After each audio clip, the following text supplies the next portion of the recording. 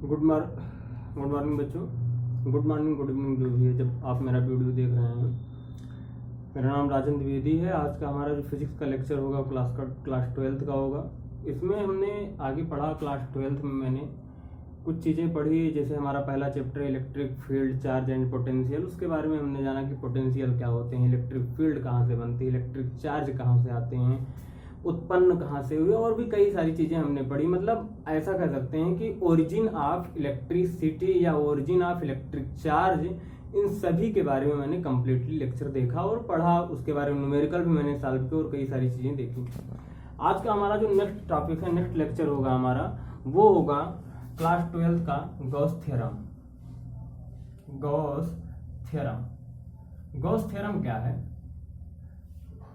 दरअसल एक वैज्ञानिक थे गॉस, इन्होंने अपना एक थ्योरम दिया था। उस थ्योरम में इन्होंने कहा था कि जितनी भी चीज़ें सिमेट्रिकल और नॉन सिमेट्रिकल, हमारे पास दो प्रकार की बॉडी होती है, एक होती है सिमेट्रिकल, एक होती है नॉन सिमेट्रिकल।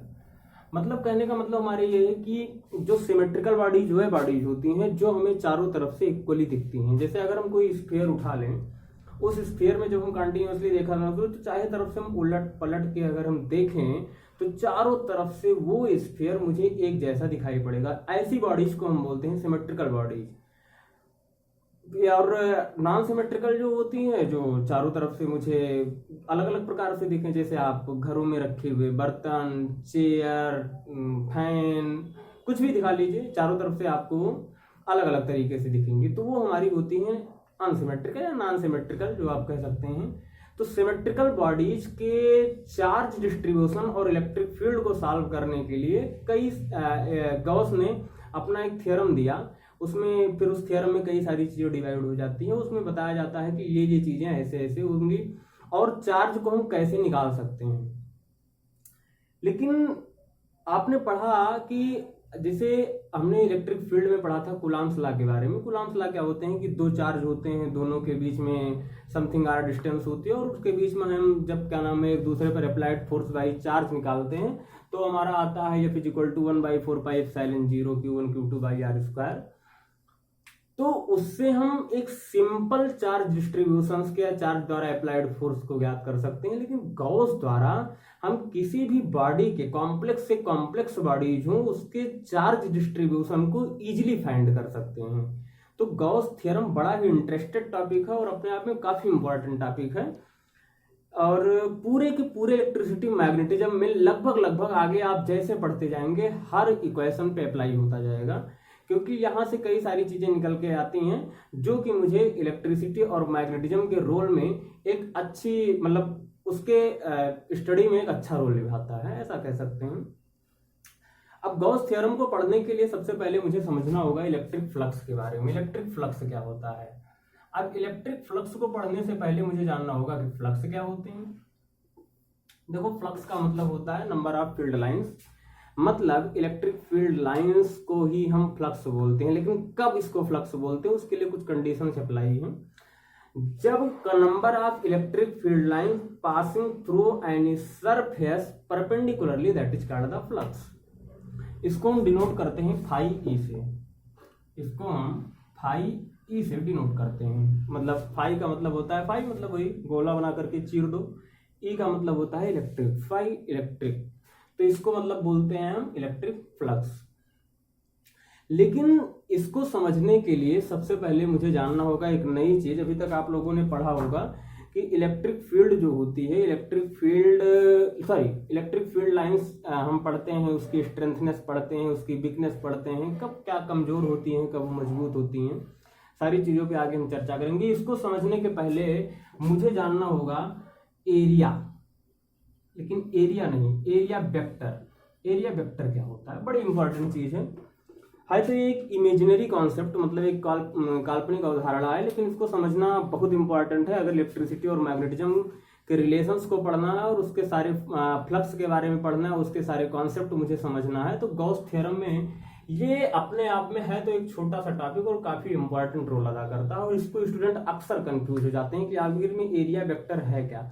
तो सबसे पहला जो फंडामेंटल कॉन्सेप्ट है उसको आप ये दिमाग में मान के चलिए कि area is a scalar quantity. अभी तक हम पढ़ते आए हैं, अगर आप कक्षा 6 के बच्चे से पूछेंगे, कक्षा 5 के बच्चे से पूछेंगे, 11th 10th सारे बच्चों से अगर पूछेंगे तो वहां पे तुरंत आपको ये आंसर आएगा कि area is a scalar quantity.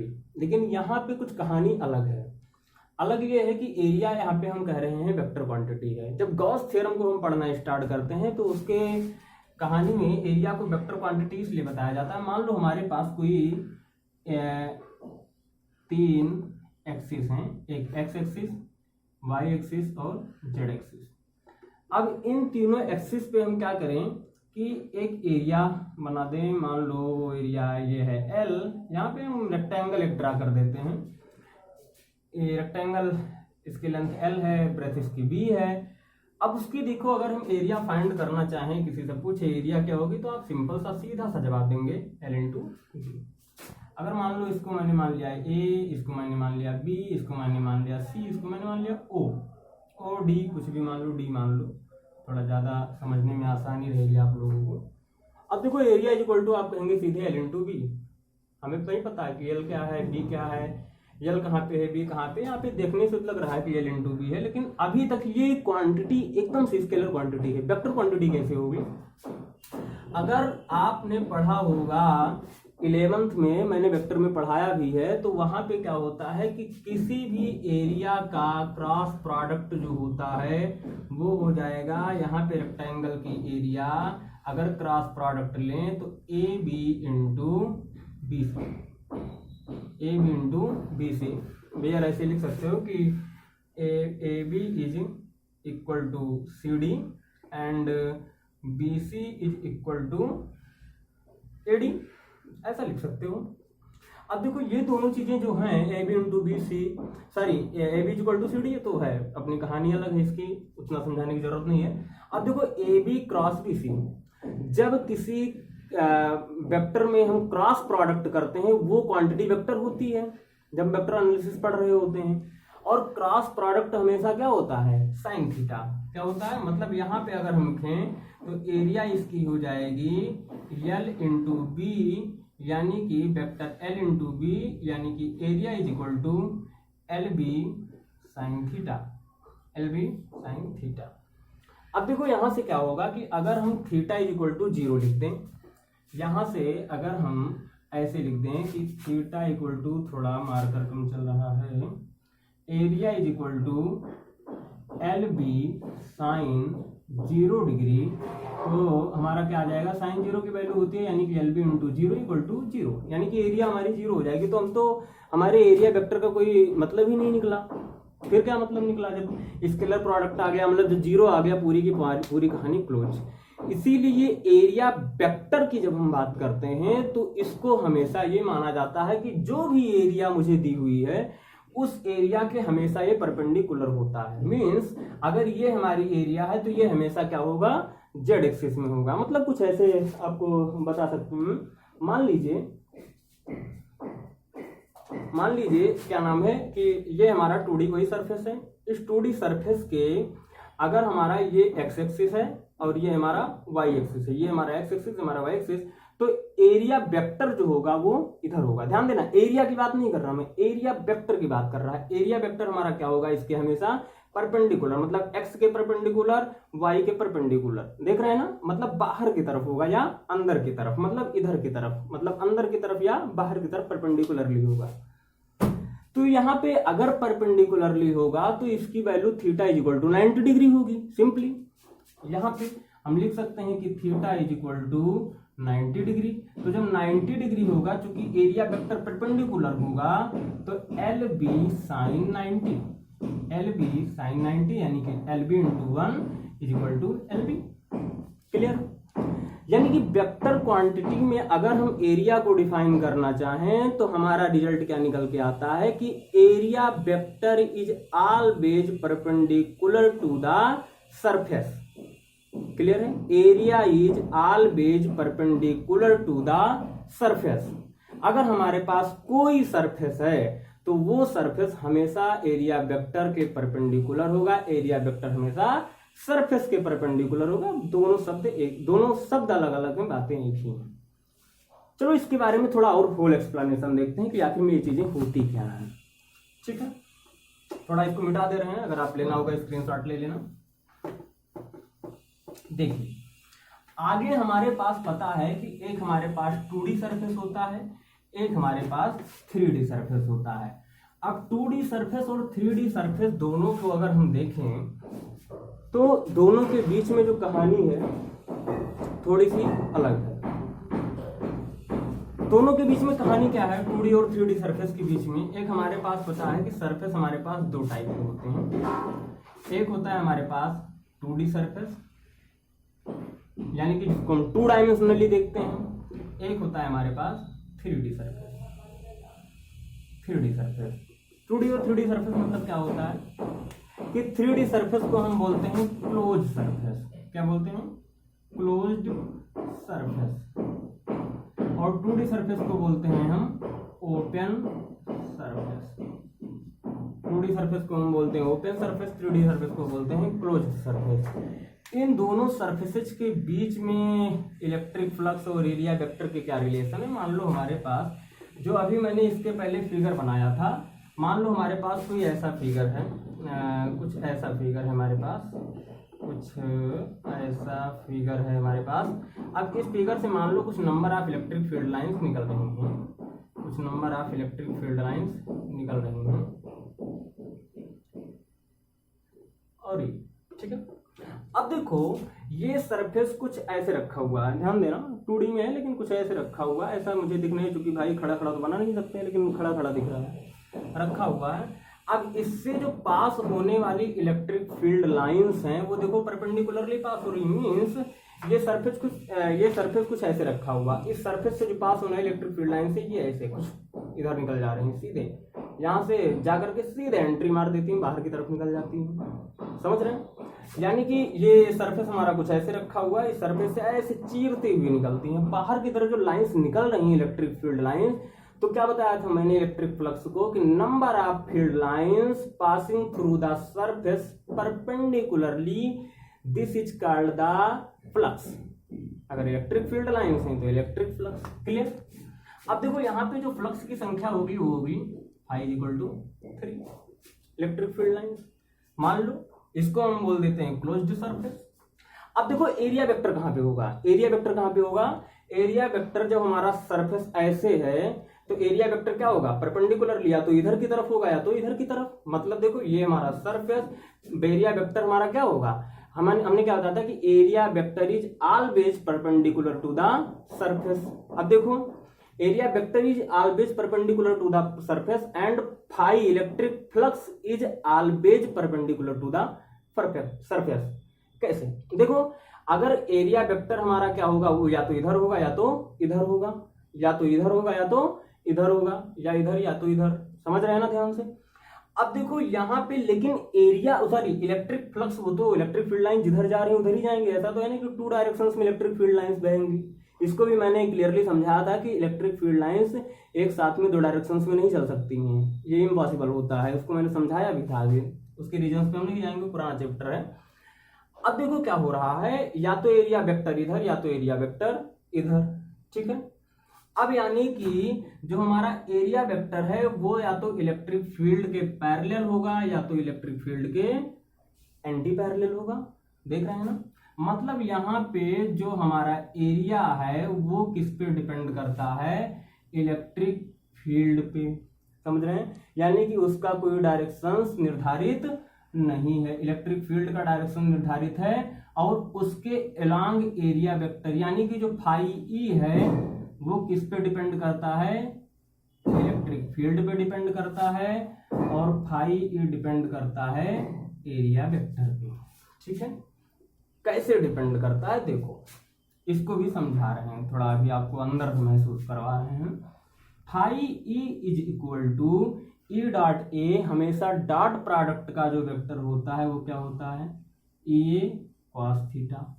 अब देखो अगर इलेक्ट्रिक यानी कि जो थीटा है वो एंगल है किसके बीच? इलेक्ट्रिक फील्ड लाइंस और एरिया वेक्टर के बीच में। अगर इलेक्ट्रिक फील्ड लाइंस और एरिया वेक्टर के बीच का जो एंगल है अगर वो 90 डिग्री है, means that is the surface. ये सरफेस अगर इलेक्ट्रिक फील्ड लाइंस इधर निकल रही हैं और एरिया वेक्टर हमारा इधर है, तो इनके दोनों के बीच यानी कि इलेक्ट्रिक फील्ड लाइंस में और एरिया वेक्टर क्या हो रहा है, एरिया वेक्टर इसको टच करते हुए, ऐसे टच करते हुए निकल जा रहा है, यानी कि इसको चीर नहीं रहा है, इसको टच करते हुए एकदम स्पर्श करते हुए निकल जा रहा है। तो यानी कि इलेक्ट्रिक फील्ड और एरिया वेक्टर के बीच की जो लाइंस हैं वो हो जाएंगी phi E is equal to E A cos 90। अब cos 90 की वैल्यू हमें पता है 0 होती है, यानी कि फाई इज इक्वल टू 0। अब यहाँ पे जो लाइंस मुझे मिल रही हैं वो तो पूरी तरीके से 0, यानी कि number of passing through the electric flux from any surface is 0, यानी कि 90 डिग्री पे एरिया वेक्टर पॉसिबल नहीं है। एरिया वेक्टर और इलेक्ट्रिक फील्ड दोनों एक दूसरे के अलोंग होना चाहिए। कैसे देख लेते हैं कि अगर ऐसा है तो क्या सच में सही है। चलो देख लेते हैं। मान लो ये तो हमारी पूरी कहानी हो गई। आपको जब इसको समझना होगा, नोट्स में लिखना होगा, तो क्या करना कि पूरी तरीके से आप इसको नोट कर लेना। हाँ देखो, ये मान लो हमारे पास कोई सरफेस है, ये हमारे पास कोई सरफेस है। इस सरफेस से क्या नाम है, पास होने वाली जो इलेक्ट्रिक फील्ड लाइंस हैं वो हमारे पास कुछ हैं, जो भी हैं फिलहाल 2-3 लाइंस हैं। अब ये मान लो यहाँ पे इलेक्ट्रिक फ्लक्स की वैल्यू है 3। अब ये 3 वैल्यू जो है, मान लो एक बार एरिया वेक्टर इसके परपेंडिकुलर है, यानी कि इधर ही निकल रही है एरिया वेक्टर भी, और ये हमारी इलेक्ट्रिक फील्ड लाइंस हैं। अब एरिया वेक्टर या तो इधर होगा, ठीक है। अब अगर इधर होगा तो सिंपल सी बात है, phi E is equal to E A cos theta में देखो ई और ए एक ही डायरेक्शन में, यानी कि इनके बीच जो बनने वाला एंगल है वो क्या है, 0 डिग्री। जब ई और ए एकदम एक ही लाइन में जा रहे हैं तो यहाँ पे cos 0 की वैल्यू क्या हो जाएगी, phi E is equal to E A cos 0 degree, यानी कि phi E is equal to E A, ठीक है। अब यहाँ पे देखो क्या हो रहा है, अगर ये परपेंडिकुलर एंटी पैरेलल निकल रही हैं, यानी कि इलेक्ट्रिक फील्ड लाइंस उधर जा रही हैं, एरिया वेक्टर को मैं इधर मान रहा हूं, तो क्या हो जाएंगी, phi E is equal to E A cos 180 degree. अब 180 डिग्री की वैल्यू होती है -1, यानी कि phi E is equal to minus E A, ठीक है। अब यहां देखो, अब क्या होता है कि एक बार या तो माइनस ई ए या तो ई ए, दोनों वैल्यू मुझे कुछ समथिंग मिल रही है, लेकिन 0 वैल्यू अगर मिल जा रही है, यानी कि वो पॉसिबल नहीं है अगर एक perpendicularly area vector electric field vector की। अब देखो यहाँ पे क्या हो रहा है, जो हमारा 2D सरफेस होता है उसमें हम एरिया वेक्टर इनवर्ड भी ले सकते हैं और आउटवर्ड भी ले सकते हैं, मतलब वो खुला सरफेस होता है, यानी कि हम बाहर की तरफ भी ले सकते हैं और अंदर की तरफ भी ले सकते हैं, क्लियर। लेकिन 3D सरफेस की क्या आदत होती है, इसमें मान लो जैसे हम इसको लिखते हैं थोड़ा, अगर हम इसको देखो, इसको ऐसे मान लो, हम मान ले रहे हैं इसको थोड़ा और सही कर दे रहे हैं। ये मान लो हमारा एक्स एक्सिस, वाई एक्सिस और जेड एक्सिस, हम कैसे मानेंगे कि किस एक्सिस में है वो। तो देखो यहाँ पे एक तरफ क्या नाम है हमारा, ये निकल रहा है ए, यानी कि एक्स एक्सिस के अलांग हमारी क्या हो रही हैं, इलेक्ट्रिक फील्ड लाइंस निकल रही, सॉरी एक्स एक्सिस के अलांग नहीं निकल रही हैं। ये यहाँ पे जो सरफेस बना है उस सरफेस के अलांग जो इलेक्ट्रिक फील्ड लाइंस मेरी निकल रही हैं, वो इलेक्ट्रिक फील्ड लाइंस इधर की तरफ निकल रही। ध्यान देना, इस सरफेस के ऐसे है, ये दिख रहा है 2D में, लेकिन है ऐसे ना, तो ऐसे है, यानी कि जो एरिया वेक्टर के अलांग एरिया वेक्टर होगा इसके अलांग, वो क्या होगा, परपेंडिकुलर निकलेगा, और उसी एरिया वेक्टर के या तो एंटी पैरेलल में या तो पैरेलल में हमारा इलेक्ट्रिक फील्ड लाइंस हैं। यानी कि या तो ये एक्स और वाई एक्सिस में है सरफेस हमारा, यानी कि सरफेस ऐसे लिख लेना, उलझना मत थ्योरी में, या तो एक्स एक्सिस में है और या तो वाई एक्सिस में है, और इसके परपेंडिकुलरली निकल रहा है ये एक्स एक्सिस, ये वाई एक्सिस, ये हमारा पूरा सरफेस है। Area vector electric field vector कहाँ पे, या तो इधर की तरफ होगी, इलेक्ट्रिक फील्ड लाइंस इधर की तरफ, और एरिया वेक्टर अंदर की तरफ, यानी कि ये हमारा या तो प्लस जेड एक्सिस में होगा या तो माइनस जेड एक्सिस में होगा। और प्लस जेड एक्सिस को हम डिनोट करते हैं के कैप से, और माइनस जेड एक्सिस को डिनोट करते हैं माइनस के कैप से। एक्स को आई कैप से, पढ़ा है वेक्टर में, वाई को जे कैप से, जेड को के कैप से, यानी कि या तो I cap minus I cap, Z cap sorry Z cap, Z को माइनस जे कैप या जे कैप, और वाई को सॉरी एक्स वाई जेड को क्रमशः I cap J cap K cap से रिप्रेजेंट करते हैं, minus X minus Y minus Z को minus I cap minus J cap minus K cap से। तो यानी या तो माइनस जेड में होगा या तो प्लस जेड में होगा। यानी कि हम ऐसे लिख सकते हैं कि इसकी एरिया अगर है कुछ एल बी है तो एल बी जो हमारा होगा वो या तो जे कैप में होगा या माइनस जे कैप में होगा। मतलब ऐसे हम लिख सकते हैं। अगर यहाँ पे ऐसे एल बी जे कैप लिखा हुआ है, लिखा है एरिया वेक्टर इतना, तो तुरंत समझ जाना कि इलेक्ट्रिक फील्ड और एरिया वेक्टर दोनों या तो जेड एक्सिस के अलोंग है या तो माइनस जेड एक्सिस के अलोंग है। क्लियर? ये हमारी होती है एरिया वेक्टर। अब इसकी कहानी थोड़ा और एक्सप्लेन करते हैं 3D सरफेस के लिए। मान लो 2D सरफेस में हमारे बहुत सारे एग्जांपल्स हैं, यही एक एग्जांपल्स नहीं है, कई सारे एग्जांपल्स आप ले सकते हैं। जैसे आपको चलो एक एग्जांपल और दिखा देते हैं। मान लो हमारे पास है ये एग्जांपल, एक सेकंड बच्चों, देखो मान लो हमारे पास कोई सरफेस है, उस सरफेस मान लो ये ऐसे है कोई सरफेस, ये ठीक है। इस सरफेस में मान लो हमारे पास कोई एक, थोड़ा ये हटा देते हैं, थोड़ा और अच्छे से बनाते हैं। मान लो हमारे पास कोई सरफेस है ऐसे।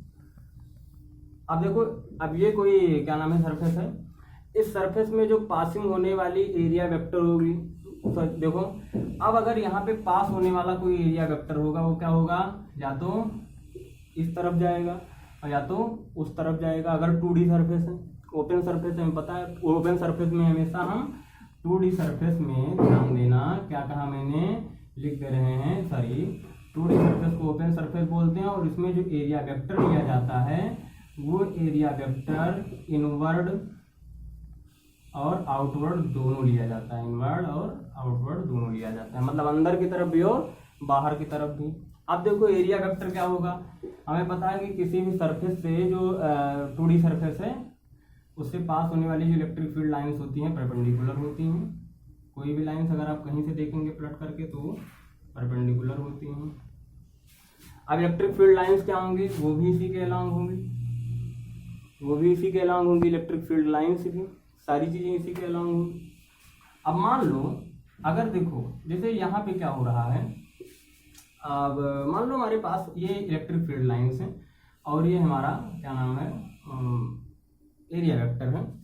अब एरिया वेक्टर के अलोंग अगर हम लेते हैं तो देखो यहाँ से ये जो लाइंस इधर की तरफ मैंने बनाई है वो वास्तव में इधर की तरफ है और जो इधर की लाइंस हमने बनाई है वो सीधे बनाई है। मतलब ऐसे समझ लो हमारे पास कोई सरफेस है, वो सरफेस जो एरिया वेक्टर मैंने बनाया वो सेंटर से पास हो रही इधर की तरफ, और इधर की तरफ मैंने जो बनाया वो पास हो रही सीधे निकल जा रही है टच करते हुए, और जैसे टच करते हुए निकल जा रही हैं फिर क्या हो रहा है। अब देखो ये हमारा सरफेस है पूरा का पूरा, इलेक्ट्रिक फील्ड लाइंस ऐसे, एरिया वेक्टर हमारा ऐसे, यानी कि ये दोनों क्या है एक दूसरे से 90 डिग्री पे हैं, यानी कि इलेक्ट्रिक फील्ड लाइन इसको टच करते हुए सरफेस को निकल जा रही है, यानी कि ई ए के बीच जो एंगल बन रहा है वो है 90 डिग्री, यानी कि ई ए cos 90 डिग्री, यानी कि total number of flux is equal to 0।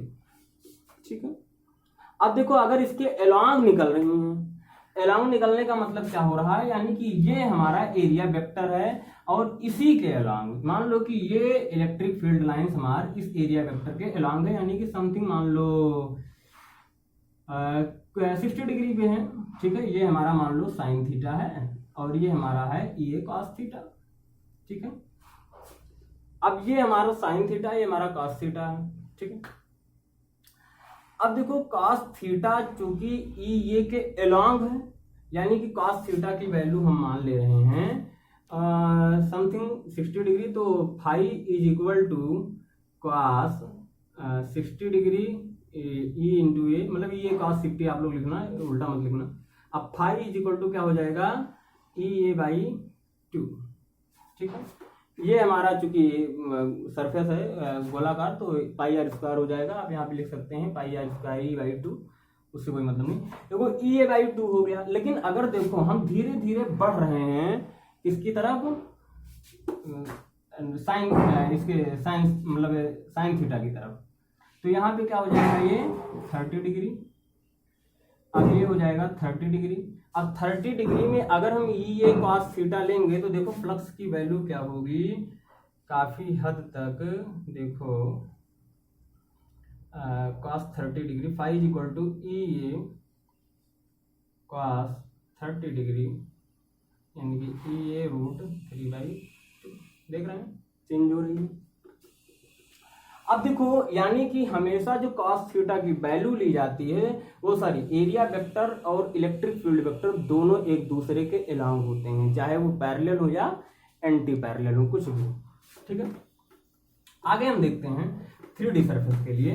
अगर हमारे पास कोई 3D सरफेस है तो 3D सरफेस में जो हम एरिया वेक्टर लेते हैं वो एरिया वेक्टर हमेशा आउटवर्ड लेते हैं। जैसे मान लो हमारे पास ये x, y और z एक्सिस है, ये हमारे पास x, y और z एक्सिस है, जो भी है आप मान लीजिए, जो आपकी इच्छा करे।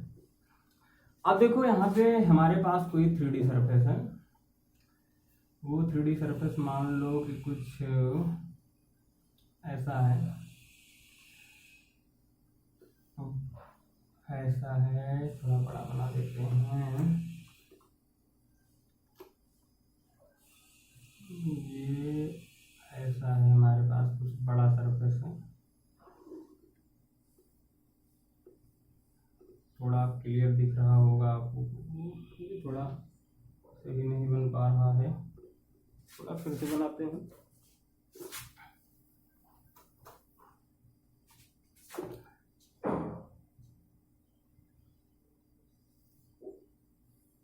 मान लो हमारे पास कोई ऐसी सरफेस है,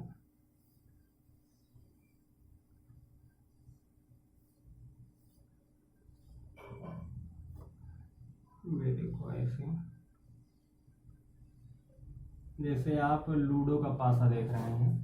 अब देखो हमारे पास कितने सरफेस हैं, एक ये इधर वाला सरफेस, एक उधर वाला सरफेस, बाहर वाला सरफेस 2, एक ये वाला सरफेस 3, एक ये वाला सरफेस 4, एक ऊपर वाला सरफेस 5, एक नीचे वाला सरफेस 6। हमारे पास 6 आउटर सरफेस हैं। अब देखो यहाँ पे जो बनने वाली एरिया वेक्टर होगा वो एरिया वेक्टर एक बाहर की तरफ होगा इस सरफेस पे, एक अंदर की तरफ, एक बाहर की तरफ, एक अंदर की तरफ, यानी कि यहाँ पे एक इस सरफेस पे बनेगा, इस सरफेस पे बनेगा, एक हमारा क्या नाम है इस सरफेस पे बनेगा पूरा, इस सरफेस पे, और एक इस सरफेस पे बगल वाले पे, एक इस सरफेस पे, एक नीचे वाले सरफेस पे, इस पे। अब देखो जितने भी सरफेस हमारे होंगे तो यानी एक बाहर की तरफ, यानी इसमें जो टोटल बनने वाली इलेक्ट्रिक फील्ड लाइंस होंगी, यानी कि जो टोटल बनने वाले फ्लक्स होंगे वो क्या होंगे, एक ऊपर की तरफ, सॉरी एरिया वेक्टर एक ऊपर की तरफ, एक नीचे की तरफ, एक इधर की तरफ, एक इधर की तरफ। देखो कितने हो गए, 1 2 3 4, एक इधर की तरफ मतलब बाहर की तरफ ये वाला, और एक उस वाले साइड में बाहर की तरफ। तो हमारे पास टोटल जो एरिया वेक्टर हो गए वो हो गए 6, टोटल एरिया वेक्टर हमारे हो गए 6।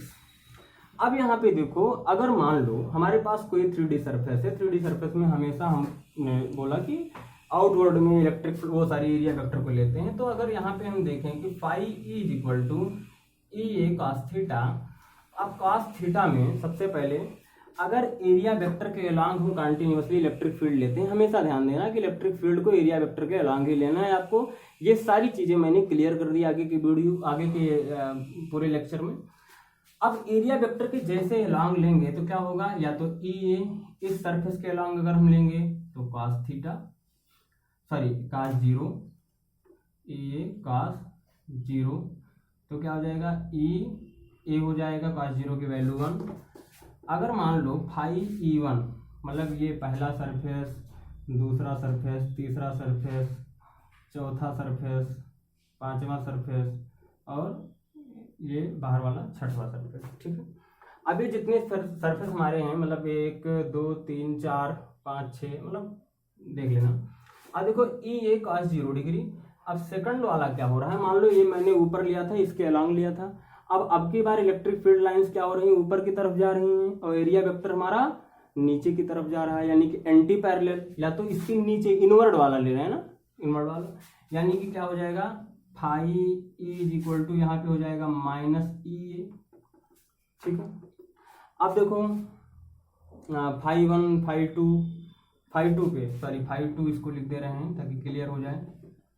अब फाई 3 पे क्या होगा, फाई 3 के अलॉन्ग हम ले रहे हैं तो फाई 3 के अलॉन्ग क्या हो जाएगा, वही चीज ई अगर हम उसके अलॉन्ग ले रहे हैं। अब उसी के just opposite phi 4 is equal to क्या हो जाएगा माइनस ई ए, क्योंकि इलेक्ट्रिक फील्ड लाइंस उधर, एरिया वेक्टर उधर, cos 0 डिग्री यानी कि वैल्यू ई ए। अब इलेक्ट्रिक फील्ड लाइंस उधर जा रही हैं, एरिया वेक्टर के एंटी पैरेलल मैंने ले लिया तो वैल्यू कितनी होगी माइनस ई ए। ओके, अब फाई 5 की वैल्यू भी क्या हो जाएगी, ऐसे हो जाएगी।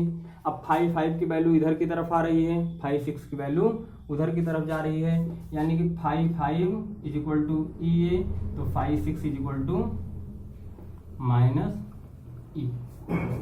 अब देखो अगर हम टोटल नंबर ऑफ फ्लक्स निकालना चाहें तो टोटल नंबर ऑफ फ्लक्स हमारा हो जाएगा कि phi resultant is equal to हो जाएगा phi 1 plus phi 2 plus phi 3 plus phi 5 plus phi 6 plus ये फाई 4 भी लिख दो, कहीं भूल गए थे लिखना। तो ये क्या हो रहा है, अगर आप टोटल ऐड कर रहे हैं तो 0 आ रहा है, समझ रहे हैं।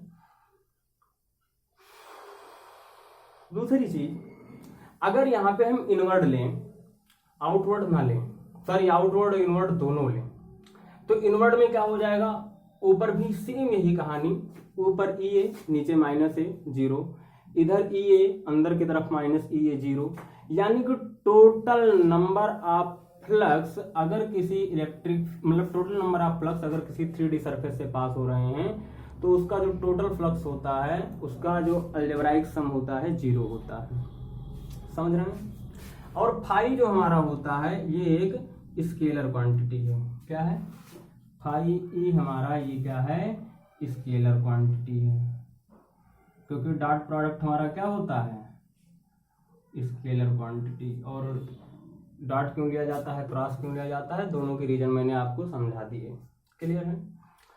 यानी कि अगेन रिपीट कर दे रहे हैं कि total number of electric field lines is passing through an surface perpendicularly is called the electric flux, and electric flux area vector is always along to his along to one another axis।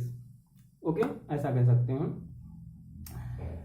दूसरी बात क्या कह सकते हैं कि electric field जो होती है, इलेक्ट्रिक फील्ड और एरिया वेक्टर, इलेक्ट्रिक फील्ड अगर कोई कह रहा है कि स्ट्रांग है, यानी कि किसी इंटू मीटर स्क्वायर, ये एरिया की होती है मीटर स्क्वायर और इलेक्ट्रिक फील्ड की होती है न्यूटन पर कूलम, तो यही इसकी यूनिट हो जाएगी newton metre square, newton metre square पर कूलम, ये इसकी यूनिट हो जाएगी, समझ रहे हैं। हमें लगता है कि आपको इलेक्ट्रिक फील्ड लाइंस और इलेक्ट्रिक फील्ड वेक्टर सारी चीज़ें मैं एक बार फिर से रिवाइज कर दे रहा हूँ। देखो, अगर कोई हमारा 2D सरफेस है तो 2D सरफेस को ओपन सरफेस बोलते हैं, 3D सरफेस को क्लोज सरफेस बोलते हैं। 2D सरफेस में हमेशा electric field lines, 2D surface में इलेक्ट्रिक एरिया वेक्टर को हम इनवर्ड आउटवर्ड दोनों ले सकते हैं, लेकिन 3D सरफेस में हमेशा बाहर की तरफ लेते हैं। और area vector electric field vector के ऑलवेज उसी के अलॉन्ग होता है, चाहे माइनस डायरेक्शन में चाहे प्लस डायरेक्शन में। अगर एक्स में है तो आई कैप, माइनस एक्स में है तो माइनस आई कैप, मतलब X Y Z minus X minus Y minus Z में I cap J cap K cap and minus I cap K cap minus K cap लिखा होगा। मतलब अगर minus K cap लिखा है तो हम तुरंत समझ जाएंगे कि एरिया वेक्टर जो है वो उससे इलेक्ट्रिक फील्ड के 180 डिग्री पे है। अगर सीधे जे कैप लिखा हुआ है तो यानी कि उसके 0 डिग्री पे, यानी कि उसी के अलॉन्ग है। कुल मिलाकर के पैरेलल या एंटी पैरेलल होगा। दूसरी चीज है कि इलेक्ट्रिक फील्ड लाइंस अगर क्या नाम है एरिया वेक्टर के अलॉन्ग परपेंडिकुलरली होंगी तो इलेक्ट्रिक फील्ड लाइंस हमेशा सरफेस को टच करते हुए निकलेंगी, बल्कि चीरते हुए नहीं निकलेंगी। अब यानी कि उनके बीच के जो सरफेसेज हैं वो सरफेसेज इलेक्ट्रिक फील्ड लाइंस जो होती हैं अगर सरफेस के अलोंग चीरते हुए नहीं निकल रही, उसको टच करते हुए निकल रही हैं, यानी वहां पर number of electric flux zero होगा। यानी इससे डिफिनेशन निकल के आती है कि number of electric field line passing through any surface perpendicularly is called the electric flux. Clear? ये सारी चीजें। अब इस पे क्या नाम है, आप लोग इसको देखिएगा लेक्चर को, अगर कोई प्रॉब्लम होगी तो बताइएगा। फिर मिलते हैं नेक्स्ट वीडियो में।